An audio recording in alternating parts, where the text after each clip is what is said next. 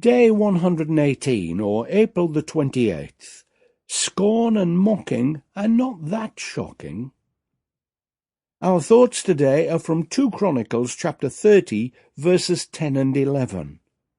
The couriers went from town to town in Ephraim and Manasseh, as far as Zebulun, but people scorned and ridiculed them.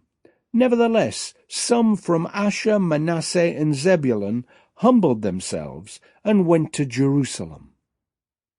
The big picture surrounding these verses. Depending on the king ruling at the time, the temple is sometimes well used and at other times ignored and sometimes even deserted. Under Hezekiah it has a spring clean and worship is reintroduced once again. There is a great Passover feast organized too, and the whole of Israel, north and south, is invited. The response is mixed, but the event is very significant in the life of Judah, and it takes place just before the Assyrians make real efforts to invade and conquer them.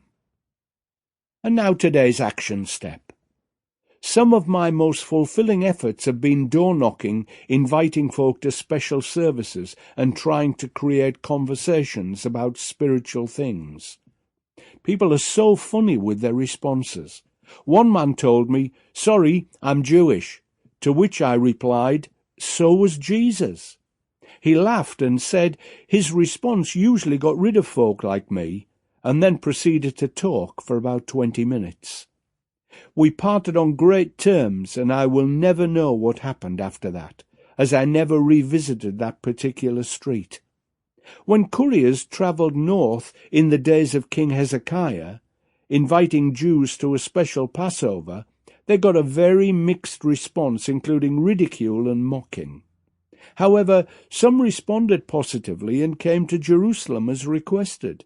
You never know how people will respond when you make a point about spiritual things. One thing's for certain, when you do, it will probably be the first time and maybe the only time that they will think of spiritual things. Don't be afraid of the response. It's your job to witness, and it's their business how they respond. God will make the most of it.